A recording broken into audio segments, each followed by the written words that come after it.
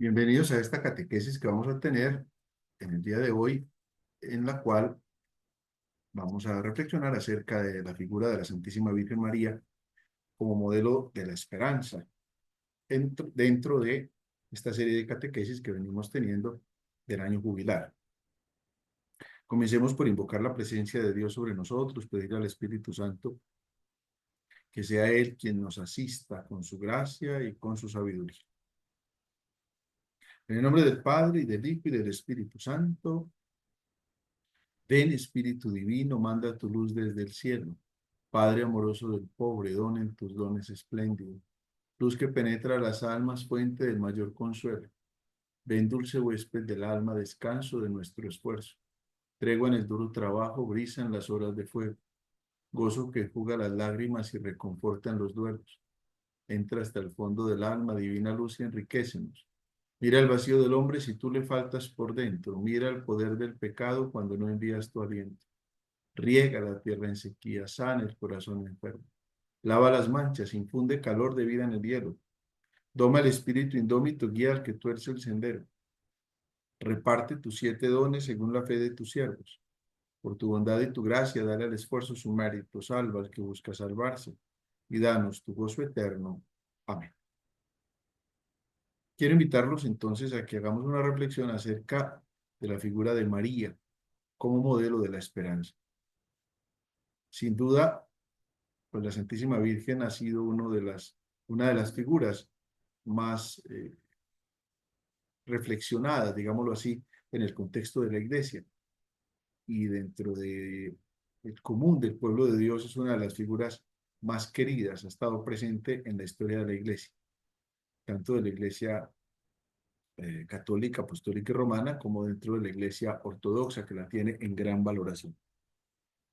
Pero podríamos acercarnos a María desde muchos referentes, y a veces muchas personas hacen la reflexión a María desde las apariciones, aprobadas o no por la Iglesia, con los mensajes eh, que la Virgen haya podido dar, algunos auténticos, otros no con mucha claridad sobre su autenticidad, pero también ya desde el principio de la Iglesia, en unos textos que no son canónicos, pues aparece también la figura de la Santísima Virgen María. Yo para esta reflexión de hoy quiero concentrarme como en 5 momentos importantes de María, pero a partir de la Sagrada Escritura, no concentrándome en reflexiones mariológicas hechas o por los padres de la Iglesia, o por grandes místicos o místicas, o por apariciones de la Virgen que hayan sido aprobadas o no con sus debidos mensajes, sino que nos concentremos o invitarlos a que hagamos la reflexión para mirar esta figura que es presentada por el Papa Francisco como modelo dentro del año jubilar, como modelo de esperanza, concentrándonos esencialmente en los textos bíblicos, a partir como de cinco momentos. El primer momento lo vamos a vivir durante la gestación, desde el momento de la anunciación hasta el momento mismo del nacimiento de Jesús. Fíjense lo que pudo vivir esta María desde su humanidad. El texto a veces nos acostumbramos a él en la liturgia y entonces como que no lo profundizamos en el contexto de lo que allí se está anunciando, de lo que allí se está diciendo. Desde el primer momento hay un momento un poquito, digámoslo así, desde el punto de vista humano, un poquito de turbación interior de parte de la Virgen. Si vamos a leer Lucas en el capítulo 1, versículos del 26 al 38, allí vamos a encontrar el texto propiamente de la Anunciación. Y dice el Evangelio de Lucas: al sexto mes envió Dios el ángel Gabriel a un pueblo de Galilea llamado Nazaret, a una virgen desposada con un hombre llamado José, de la casa de David. La virgen se llamaba María. Cuando entró le dijo: alégrate, llena de gracia, el Señor está contigo. Ella se conturbó por estas palabras y se preguntaba qué significaba aquel saludo. El ángel le dijo: no temas, María, porque has hallado gracia delante de Dios.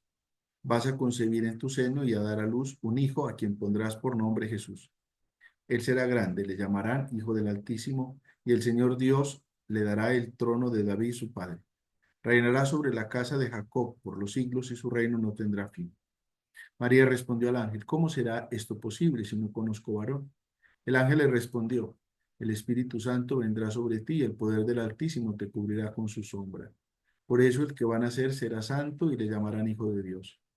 Mira también Isabel, tu pariente, ha concebido un hijo en su vejez y ya está en el sexto mes la que era considerada estéril, porque no hay nada imposible para Dios.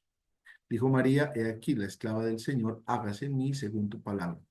Y el ángel la dejó y se fue. Pensemos en lo que esta joven mujer, porque para ese momento María era una mujer joven, pudo haber experimentado en su propia humanidad. Tanto que al saludo del ángel hay una profunda turbación. Así lo dice el texto en el versículo 29. Ella se conturbó por estas palabras y se preguntaba qué saludo era aquel.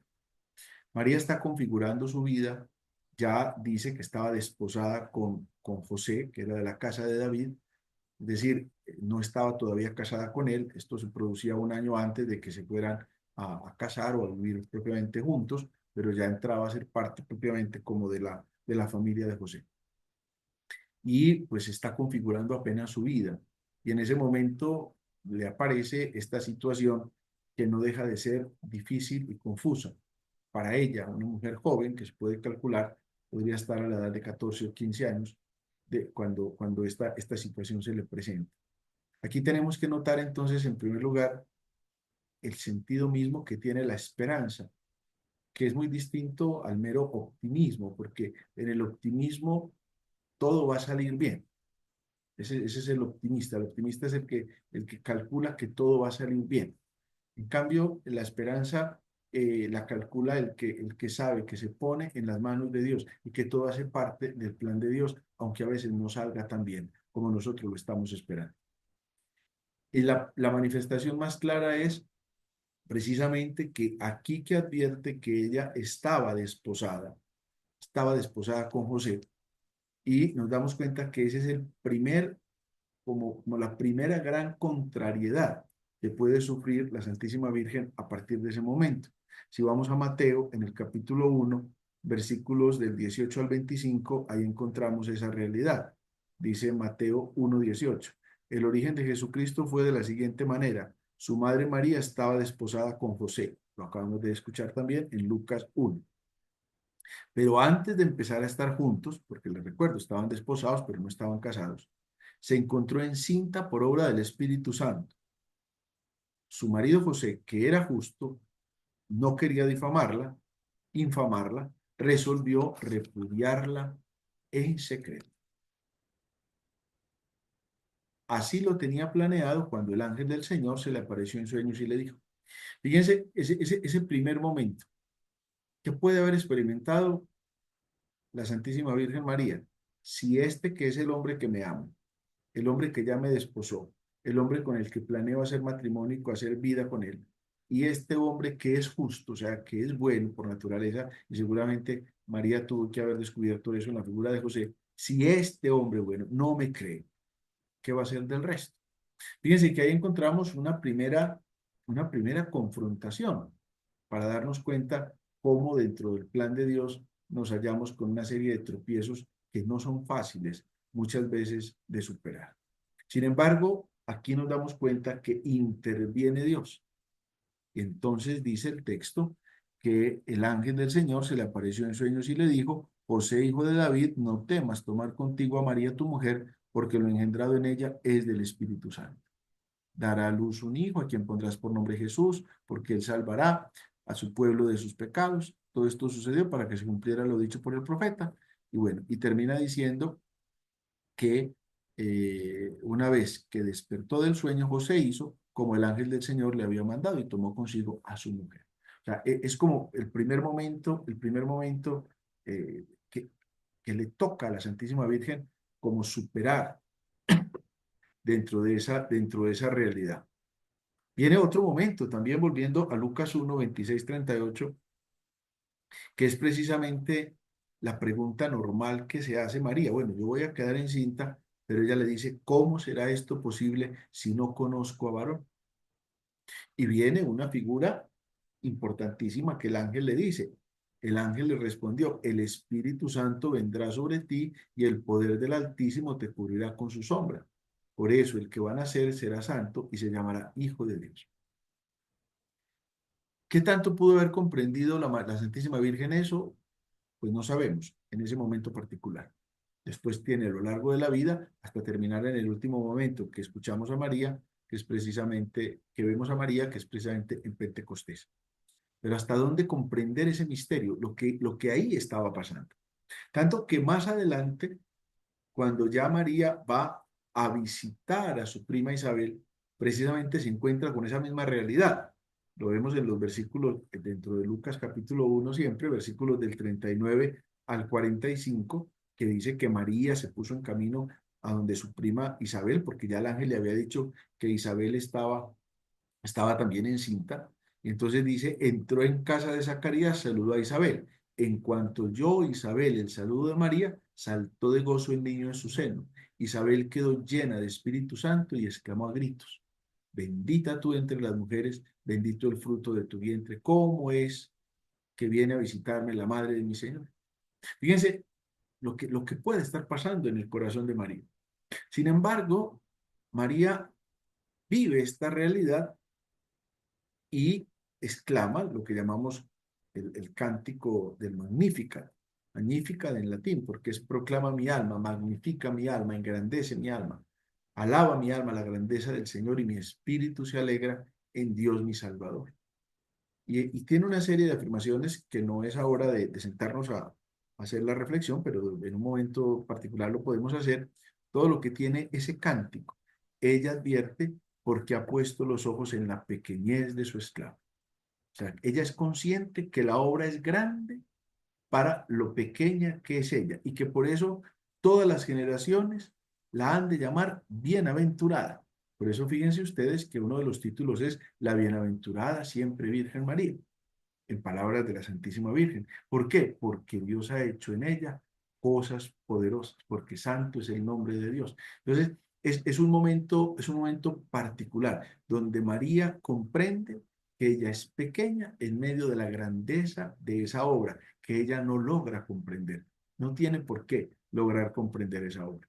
Y dentro de esa realidad, fíjense ustedes que nos encontramos precisamente con esa figura que cierra esta primera parte que les quiero proponer y es, como sabemos entonces, se manda a hacer un censo y tienen ellos que salir de su casa y tienen que irse propiamente hasta Belén, Belén de Judá, y allí, fuera de eso, pues buscan y buscan por toda parte y no logran encontrar, y al final termina Jesús naciendo en un pesebre.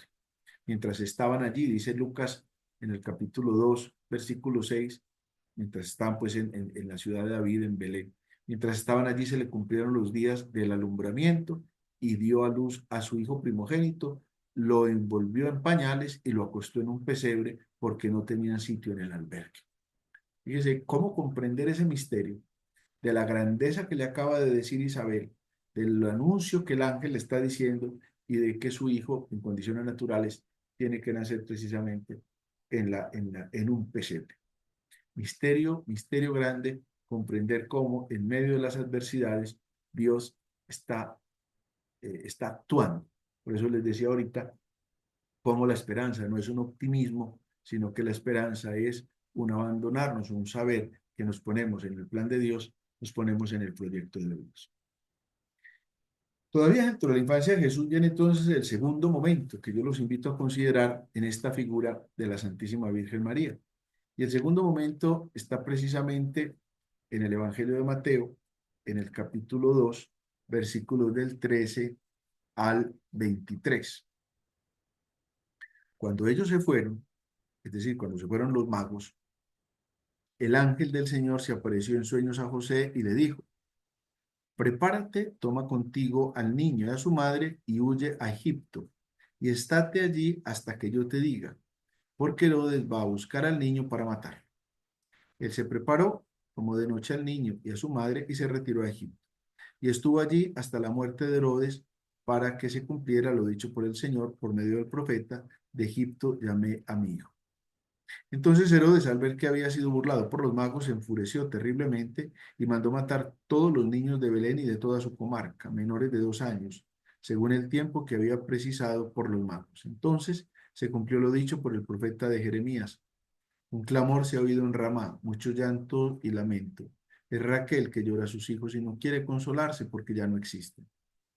Muerto Herodes, el ángel del Señor se apareció en sueños a José en Egipto y le dijo: prepárate, toma contigo al niño y a su madre y vete a la tierra de Israel, pues ya han muerto los que querían atentar contra la vida del niño. Él se preparó, tomó consigo al niño y a su madre y entró en tierra de Israel. Pero al enterarse de que Arquelao reinaba en Judea en lugar de su padre Herodes, tuvo miedo de ir de allí. Así que, avisado en sueños, se retiró a la región de Galilea y fue a residir en una ciudad llamada Nazaret, para que se cumpliera lo dicho por los profetas: será llamado Nazaret. Este otro momento, el segundo momento en el que vemos una realidad protagónica de María y de José, pues es un momento también, desde el punto de vista humano, difícil y complejo. Fíjense que María y José son desplazados, desplazados por, por el miedo a que su hijo sea asesinado. Es un desplazamiento forzoso. Ahora lo llamamos desplazado, en la época bíblica se llamaba destierro. Y veamos que no era una ficción, como una imaginación de José, porque cualquiera podría decir: sí, José se imaginó eso, dijo que estaba soñando que eso era lo que le iba a pasar, pero a renglón seguido acabamos de escuchar cómo el autor sagrado nos presenta que Herodes se enfureció terriblemente y mandó matar a todos los niños de Belén y de toda su comarca, niños menores de 2 años. Situación que ya había pasado también con los israelitas en Egipto, cuando fue rescatado Moisés de las aguas. Fíjense entonces cómo a José y a María les toca salir huyendo de su propia tierra, de su seguridad, de su confort, de su familia, salir de lo que les da estabilidad. Incluso una figura parecida la va a utilizar el Señor en la parábola del hijo pródigo. Recuérdese que un señor que tenía 2 hijos, el menor le pidió la plata que le correspondía de herencia, él le da a los dos la plata, pero el menor se va. Y el menor se va y dice: se fue a un país extranjero llevándose todo, y allí todo lo despilfarró. Y después a ese país extranjero le entró una hambruna y una guerra que terminó él pues en la nada, cuidando cerdos. Fíjense que es una figura bastante particular. El tener que ser extranjero. El tener que ser extranjero es una realidad que marca. Porque una cosa es ser extranjero de paseo. El extranjero de paseo es turista. Y el turista siempre es bien recibido, porque claro, el turista trae dinero, el turista trae propinas, el turista trae trabajo. Pero un cantar es el que va de turista y se devuelve a su casa, y otro cantar es el que llega propiamente a ser residente en el lugar, y entonces ya se llama emigrante. Y nos damos cuenta que durante toda la historia, como la migración ha sido un problema social en muchos lugares. A veces algunos lugares los potencian y los favorecen, otras veces unos lugares ven a los migrantes como enemigos del Estado y los deportan y demás. Piensen entonces que José y María no son vulnerables a esa situación, no son, perdón, inmunes a esa situación, antes son vulnerables, tienen que vivir en un país extranjero. ¿Cómo sería la vida que pudieron haber vivido en esos primeros momentos? Que incluso tan pronto el ángel les dijo que ya las circunstancias se habían arreglado porque ya Herodes se había muerto, entonces inmediatamente José arregla esa situación. Incluso es interesante al inicio porque advierte que José se preparó, tomó de noche al niño. La noche en el Evangelio siempre va a significar el poder de la tiniebla, el poder del mal. Cómo eso que están viviendo es un momento de angustia. Piense usted entonces otra realidad más en el corazón de María. Pero este no es el Hijo de Dios, pero este no es el que nos va a liberar de estas situaciones. Pero ya el anciano Simeón había advertido que este había sido puesto para que muchos en Israel caigan y se levanten. Y efectivamente ya el anciano Simeón le había dicho que una espada atravesaría el alma, y ella tiene que ir a vivir a Egipto, que no deja de ser un lugar marcadamente religioso, señalado como el lugar donde el pueblo de Israel había sido esclavo muchos siglos antes, de, obviamente, de la venida de Jesús, que de hecho es del Éxodo del que Moisés los libera. Comprendemos aquí entonces una nueva realidad de la esperanza, cómo en medio de las dificultades Dios está haciendo su obra y Dios está sanando y Dios está cuidando y Dios está liberando. Todavía cuando regresan del destierro en Egipto, el ángel vuelve y les advierte que Arquelao reinaba en Jerusalén y entonces, avisado por sueños del ángel, José se retira a Nazaret. O sea, ni siquiera vuelve a su tierra. Piense usted, el trabajo que José hubiese realizado, los conocidos que José hubiera tenido, en cierta medida, a partir del momento en que él decide acoger a María y al niño, todo se le trastoca, todo se le cambia. No pensemos que José tuviera como una multinacional donde tenía pues sedes y sucursales en cualquier parte donde fuera y que era lo mismo vivir en cualquier parte porque por teletrabajo se bandeaba, no. Eran otras realidades, aquí significaba llegar propiamente a empezar de cero. Sin embargo, María está ahí, acompañando esa realidad de migración, esa realidad de desplazamiento, esa realidad de abandono de su tierra, de su parentela, de sus seguridades por hacer la obra del Señor. Y ese es el segundo momento que nosotros podemos considerar. Hay un tercer momento, avanzando más en la edad ya de Jesús, y nos lo trae precisamente el Evangelio de Juan en el capítulo 2, versículos del 13 al 23, que se da, digámoslo así, cuando empieza un poquito las apariciones públicas de Jesús. Voy a leer el texto, Juan 2, del 1 al 12. 3 días después, se celebraba una boda en Cana de Galilea, y estaba allí la madre de Jesús. Fueron invitados también a la boda Jesús y sus discípulos. Al quedarse sin vino por haberse acabado el de la boda, le dijo a Jesús su madre, no tienen vino. Jesús le respondió, ¿qué tengo yo contigo, mujer? Todavía no ha llegado mi hora. Pero su madre dijo a los sirvientes, haced lo que él os diga. Había allí 6 tinajas de piedra destinadas a las purificaciones de los judíos, de 2 o 3 medidas cada una. Jesús les dijo, llenad las tinajas de agua. Ellos las llenaron hasta arriba. Sacadlo ahora, le dijo, y llevadlo al maestresala. Ellos lo llevaron. Cuando el maestresala probó el agua convertida en vino, como ignoraba de dónde era, los sirvientes, los que habían sacado el agua, sí que lo sabían, llamó al novio y le dijo, todos sirven primero el vino bueno y cuando ya están bebidos, el inferior. Tú, en cambio, has reservado el vino bueno hasta ahora. Este fue el comienzo de los signos que realizó Jesús en Caná de Galilea. Así manifestó su gloria y creyeron en él sus discípulos. Después bajó a Cafarnaúm con su madre, sus hermanos y sus discípulos, pero no se quedaron allí muchos días. A ver, aquí aparece un acontecimiento bastante particular, porque podríamos decir que los protagonistas no son ni María ni Jesús. Los protagonistas son propiamente unos novios, cuyo nombre no se menciona. Y de hecho la novia ni siquiera aparece. Démonos cuenta que es el novio al que el maestresala le hace una pregunta cuando le lleva el vino y le pregunta, ¿por qué guardaste el vino mejor para el final de la historia? Sin embargo, si comprendemos un poquito el contexto, los las bodas eran todo un acontecimiento de todo un pueblo.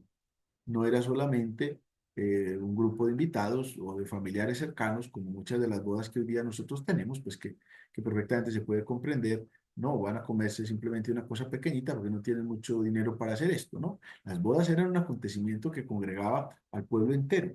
Todo el pueblo se detenía y eso duraba varios días lo que se estuviera celebrando. ¿Qué es lo interesante de la participación de María? María no entra a decirle a Jesús qué es lo que tiene que hacer ni cómo lo debe hacer. María simplemente evidencia que hay un problema grave, porque es un problema que va a hacer que los novios queden mal, que los novios pierdan como credibilidad ante el pueblo, que los novios caigan como en burla de la comunidad. Ella simplemente lo advierte y de una manera muy sutil, porque simplemente dice, no tienen vino. Es el versículo 3, Juan 2:3, no tienen vino. María hace la tarea puntual y precisa, pone en las manos de Dios el problema, no más. María no le dice cómo lo soluciona ni le viene con fórmulas muy prácticas. A veces nosotros sí venimos no solo con el problema, sino a decirle a Dios de qué manera lo queremos que Él nos lo resuelva, y donde Él no lo resuelva de la manera que nosotros pensamos, pues nos damos el lujo hasta de regañar a Dios o de enojarnos con Él. María simplemente advierte el problema y sabe en quién pone el problema. Fíjense que ese es el ejercicio real del que sabe esperar, porque el que sabe esperar sabe en quién espera, sabe en quién confía. Fíjense que es una realidad muy especial, ¿sí? Es saber darle el tiempo a la situación particular que se está viviendo, lo cual va a requerir la fe y la caridad. De hecho, si ustedes ven en el Evangelio, Jesús nunca habla de esperanza. Jesús habla de fe y habla de caridad, porque conllevan, obviamente, la esperanza. Son dos realidades que nos permiten crecer propiamente en la esperanza. Pero luego, María también advierte a a los trabajadores. Simplemente les dice, hagan lo que Él les diga. Fíjense que las dos frases son la única intervención que tiene María. Son las dos frases de María, son frases que nos ayudan a comprender cómo se vive el misterio de la esperanza en la cotidianidad. Poner en las manos de Dios el problema, pero luego abrirnos al mandato de Dios, a lo que Dios nos está diciendo. Hagan lo que Él les diga. Fíjense que ahí hay un secreto, ahí hay una clave importante. Y ella lo puede decir porque precisamente ella se lo manifestó hacia el ángel. Aquí está la esclava del Señor, hágase en mí según tu palabra. Y, perdón, y ya Jesús también lo había dicho cuando vinieron a decirle, tu madre y tus hermanos te están buscando. Y él advierte, ¿quiénes son mi madre y quiénes son mis hermanos? Aquellos que escuchan la palabra de Dios y la ponen por obra. Esa es mi madre o mis hermanos. Fíjense que ahí hay una claridad, escuchar y poner por obra. Y por eso me parece relevante este pasaje de las bodas de Caná, porque nos ayuda la Santísima Virgen en las poquísimas intervenciones que encontramos nosotros en la Sagrada Escritura a comprender el sentido de la verdadera vida cristiana.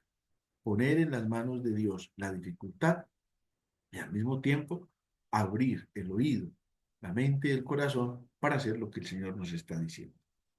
Viene el cuarto momento que quiero considerar con ustedes, y es quizás el momento más dramático de todos los que pudo haber vivido la Santísima Virgen María, y es precisamente el momento que se vive en la cruz. Si nosotros miramos, Mateo, Marcos y Lucas no mencionan a la Santísima Virgen en esta parte de la historia de Jesús. Simplemente habla de que habían un grupo de mujeres ahí, las mencionan con nombre propio, habla de María la Magdalena, María la de Cleofás, o Salomé, o Susana, en fin, otras mujeres que miraban desde lejos, pero no hablan propiamente de la Madre de Jesús.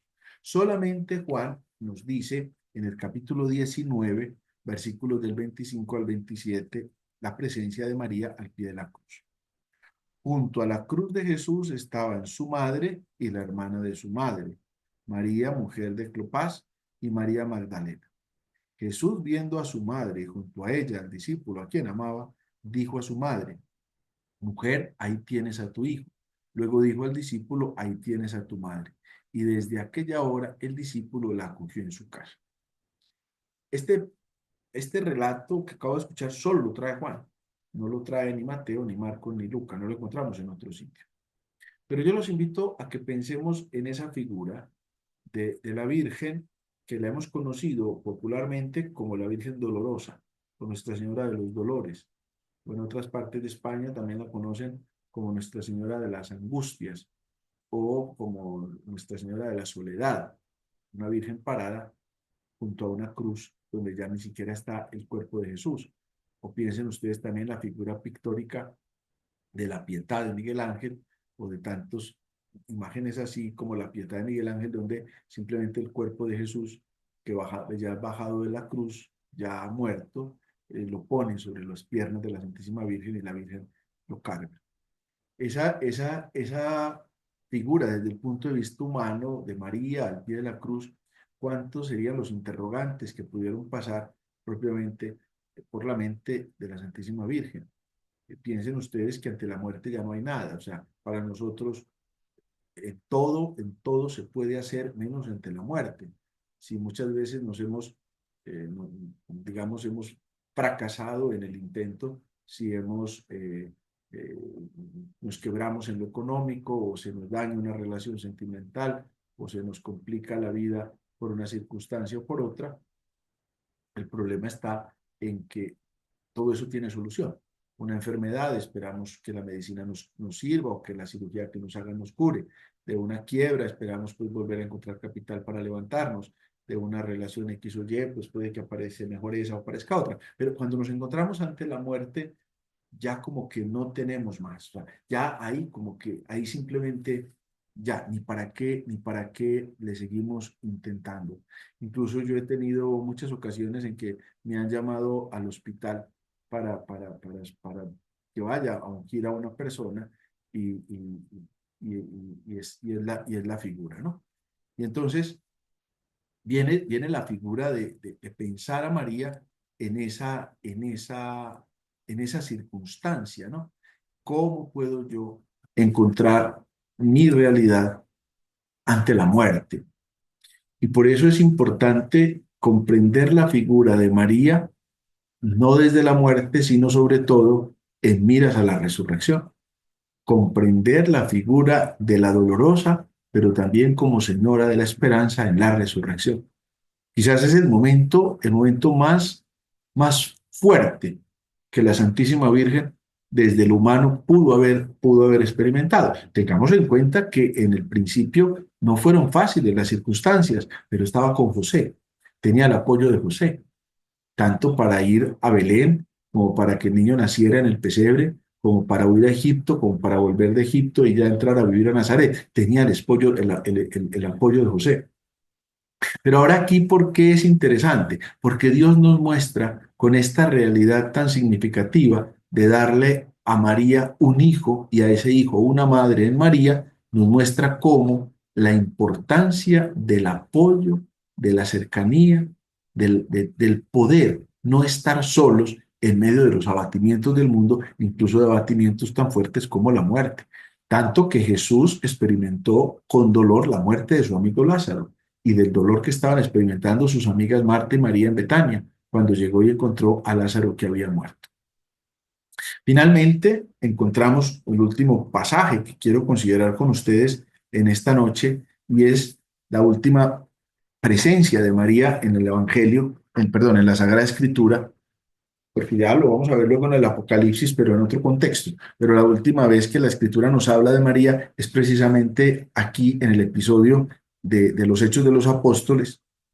Fíjense ustedes, en Hechos de los Apóstoles 1, del 12 al 14 dice: entonces se volvieron a Jerusalén desde el monte llamado de los Olivos, que dista de Jerusalén el equivalente a un paseo permitido en sábado. Cuando llegaron, subieron a la estancia superior donde vivían.